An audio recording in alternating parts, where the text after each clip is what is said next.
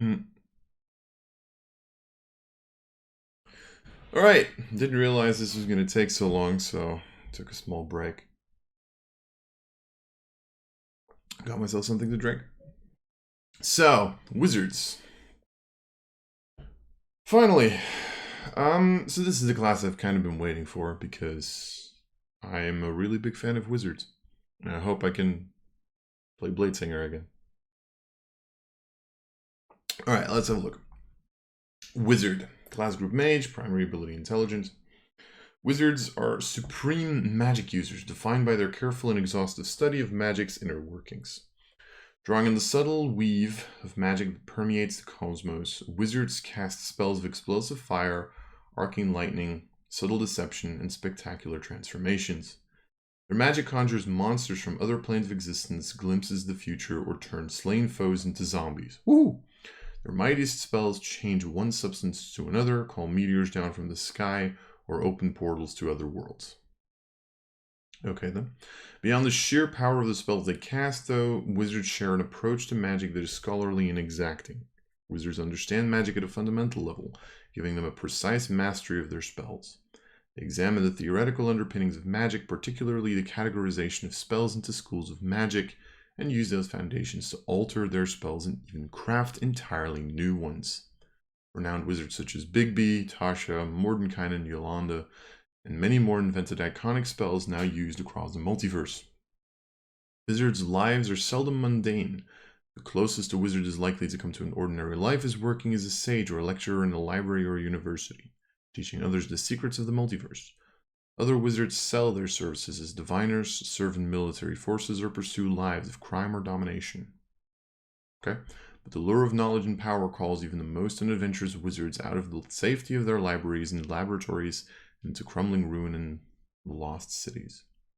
Most wizards believe that their counterparts in ancient civilization knew secrets of magic that have been lost to the ages, and discovering those secrets could unlock the path to a power greater than any magic available in the present age.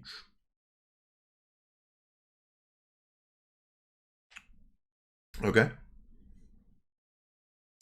That seems like fun. Anyway, let's have a look at this.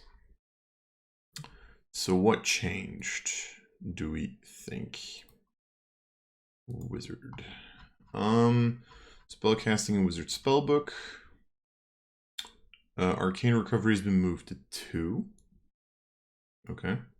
Subclass has been moved to 3. We knew that. Feat. Memorize, Modify, Create Spell. As expected. Spell Mastery and Signature Spells.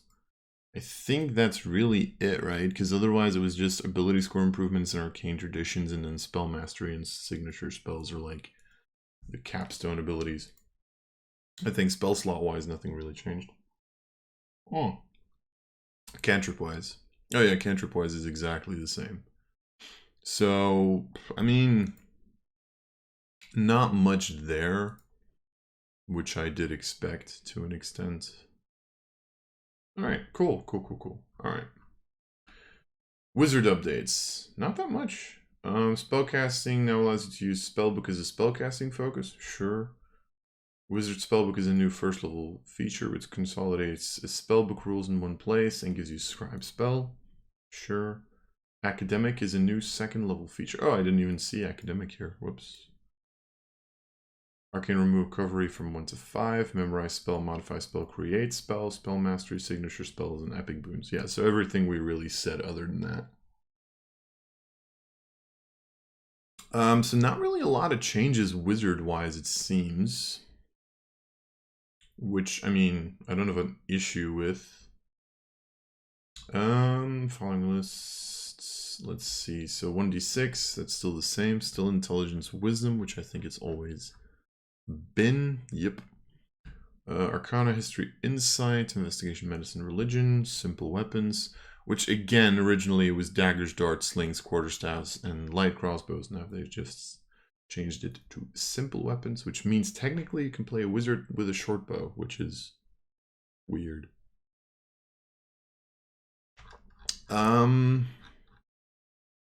No armor training, which is predictable. Multi-classing, so you need to have 13 in intelligence again. Add all your wizard levels to the appropriate levels to determine your spell slots, and your preparing happens individually. One thing that I find a little weird is that they have like a prepared spells column. Like, I don't know. It's also funny how like this follows the idea, like at the beginning at least, is like follows the idea of first level wizard. Like back in the original player's handbook, or in 5th edition, pretty much what it says is like it was your intelligence modifier plus your wizard level. That's the amount of spells you can prepare, right? So first level, if you're first level with 16 intelligence, which is the maximum you could get, you'd have 4. A second level with 16, 5, 6, 7. And then once you hit 5th level, or technically once you hit 4th level, you'd get an ability score improvement to go to 18 intelligence. So here you'd kind of miss a bit, and here you'd catch up and you go to 9. It's like, I don't know, I just find that a little funny tidbit. I don't know why. Like a little tidbit. I don't know. It's funny to me.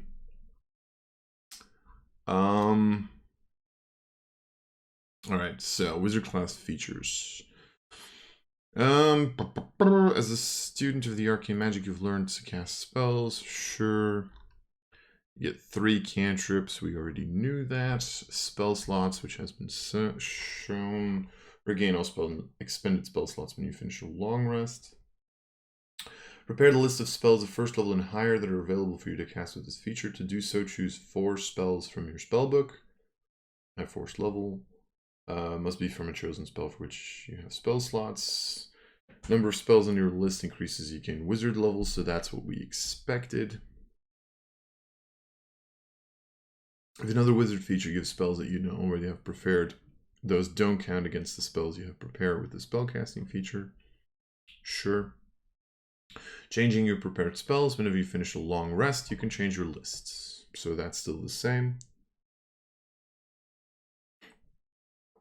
Like, there's always this time thing, right? Like, at least 1 minute per spell level for each spell you add to the list. It's like, do we ever take that into consideration? I don't know.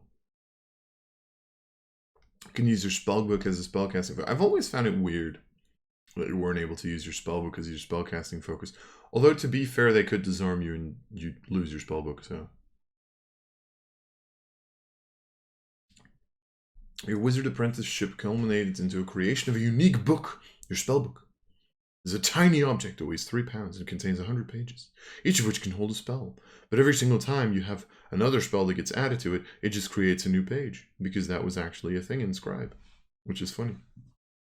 This magic book holds the wizardly spells you know, and it is a repository for your arcane findings. Okay. Sure. And you already, yeah, so as I figured, so writing in a magical cipher using the spell scribe, you've ensured that no one else can read the book without magic. So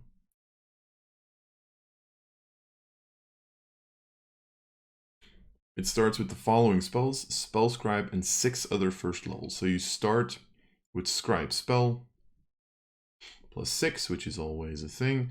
And after first, you get to add 2 arcane spells of your choice. Nice. You can cast any spells as a ritual if that spell is the ritual attack and it's in your spellbook, but you don't need to have it prepared. Sure. Creating another spellbook, you can have more than one. Backup or a replacement by casting scribe spell on a blank book. Of course. Your spellbook is a unique compilation of spells, decorative flourishes, margin notes. It might be plain, functional leather volume. You received as a gift from your master, a finely bound gilt-edged tome you found in an ancient library, or even a loose connection of notes scrounged together after you lost your previous spell book in a mishap. Okay, sure. That's interesting.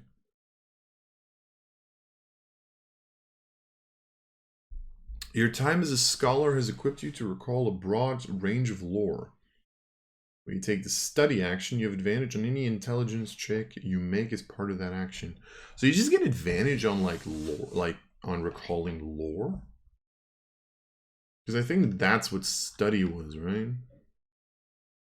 I'm not gonna go through into like the further parts of this file yet, but I think study was in. When you take the study action, you make an intelligence check to study or memory a book, a creature, a clue, an object, or another source. Yeah, so pretty much the DM chooses a area of knowledge, arcana, history, investigation, nature, or religion, and you make an intelligence. So you just get you just get advantage on that. That's actually pretty fun. That's interesting. It makes this really interesting. God, I love wizards. Not the company, but like the class. I'm sorry, the evoker subclass? Okay. Apparently you're calling these differently now. Arcane Recovery. You've learned to regain some of your magical energy by studying your spellbook. When you finish a short rest, you can choose expended spell slots to recover. Spell slots can have a combined level that is equal to or less than half your wizard level round up, and none of them can be 6th level or above. I think that's exactly the same as it used to be. As far as I remember. Yep, indeed. So exactly the same ability as expected. So the Evoker subclass. So I'm assuming that's just School of Evocation then, which, I mean, sure. So 4 feet, then 5 Memorize Spell, which allows you to learn Memorize Spell. 6 subclass, 7 Modify Spell. 8 feet, and then 9 Create Spell. So from 9th level on, you can change your spells, which is just cool. Oh man, I really want to play like a fucking wizard in this now. Like, oh god. If only I didn't hate wizards.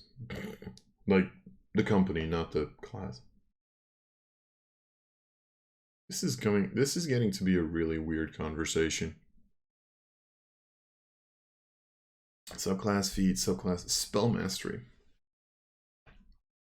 You've achieved such mastery over certain spells, you can cast them at will. Choose a 1st and 2nd level spell that are in your spellbook. You can cast those spells at their lowest level without expending a spell slot when you have them prepared. If you want to cast either spell at a higher level, you must expend a spell slot as normal.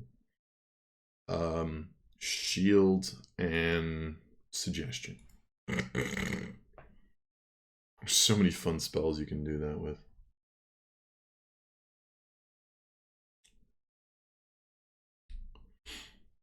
And then feat, and then signature, you gain mastery over 2 powerful spells and can cast them with little effort. 2 3rd level spells in your spellbook as your signature spells.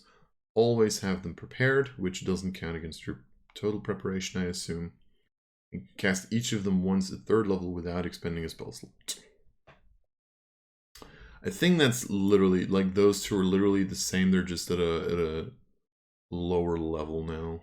So, I mean, Wizard really hasn't changed much apart from the fact that you can now memorize, modify, and create spells, and you get advantage on intelligence checks. So honestly, yeah, I like this. This is yeah. This is playing good old Wizard. But I am curious about the Wizard subclasses. So Wizard subclass, specialization, grasp you, yada yada yada. Evoker. Evoker, your focus your study on magic that creates powerful elemental effects such as bitter cold, searing flame, rolling thunder, crackling lightning, and burning acid. Some evokers find employment in military forces, serving as artillery to blast enemy armies from afar. Others use their spectacular power to protect the weak, while some seek their own gain as adventurers. So Evoker used to be the School of Evocation, which I figured. Has new naming convention for wizard subclasses, which is to name the type of wizard rather than the type of school of magic. Which I guess makes sense, since technically, like, blade singing is a good example, war mage is a good example. Those weren't schools, really. There wasn't like a school of war mage or a school of blade singing. Evocation Savants adds 2 evocation spells and potent cantrip. Now works with attack rolls and saving throws. Okay, cool. So, Evocation Savant. So originally, Evocation Savant was just the fact that when you select the school at 2nd level, which is going to be 3rd level now, the golden time you must spend to copy an evocation spell into your spellbook is halved. Is that still a thing? Aha! In addition, whenever you cast a scribe spell to add a spell to your spellbook, the cold casting time you must spend to add an evocation spell to your spellbook is halved. So that probably also means that your prepared spells, which you write into a spellbook, also have it, so you probably only need a quarter of the time to do this on, like, prepared evocation spells. Plus, you also get to choose 2 evocation spells, which you immediately learn, as long as they're both not higher than the 2nd level. Okay. And then, Sculpt spells. Create pockets of relative safety. When you cast an evocation spell that affects other creatures than you can see. Other creatures that you can see, sorry. You can choose a number of them equal to 1 plus the spell's level. Chosen creatures automatically succeed on their saving throws against the spell, and they take no damage if they would normally take half. Pretty much you can cast Fireball and be safe. No issue with that. So potent cantrip we already know. If you miss with the attack roll, there's saving, or if they succeed on the saving throw, they take half damage, but they suffer no additional effect, which is fine. Puts a little bit of value on stuff like Firebolt and whatnot, in case necessary. Empowered Evocation. You can add an evocation. Whenever you cast an evocation spell from the arcane, you can add your intelligence modifier to the damage. So that's still exactly the same. And then Overchannel. Increase the power of your spells when you cast an arcane or wizard spell or 1st through 5th level that deals damage. You can deal maximum damage with the spell. The first time you do so, you suffer no adverse effects. If you use this feature again before you finish a long rest, take 2d12 necrotic damage for each level of the spell immediately after you cast it. Each time you use this feature again, before finishing a long rest, necrotic damage per spell level increases by 1d12. This damage ignores resistance and immunity, but not vulnerability, sadly enough. So really, the only thing for Wizard that changed is memorize, modify, create, and academic. That's really the only thing that I feel like really heavily changed. I don't know if that's a good thing or a bad thing. I would hope that's a good thing. I will say Wizard, like, the thing that mostly makes me sad is, like, I have to wait until level 3 to be a Blade Singer now. Which is sad, because I like Blade Singer a lot. But yeah. I guess. What do I think about Wizard? I mean, honestly, just this makes it worth it to play a Wizard now. Fucking create spell? God, yeah. Just that, in and of itself. Just that, it just makes... to me, that just makes Wizard worth it. Like, just the fact that you can be like, oh, I'm just gonna create my own version of this spell. The only thing I think you need is, like, if you have, like, even, like, a little bit of a better DM, like, one with a little bit more experience on balancing this shit, I would honestly even ask, like, what other stuff can you add to that? Like, you know, I don't know. I mean, I'm of course biased. I love Wizard as a class. Evoker is not like my favorite subclass. I think like Abjuration's a lot more fun. Because it's a little bit more defensive. But even then, Evoker itself is fun too, to be perfectly honest. Like, Overchannel's a cool ability. The fact that they added like the choose two spells from the arcane spell list and add them, which allows you to get a couple more spells ready. Like, I don't know. I like this. I think this is cool. I'm a fan of Wizard just in general. So yeah.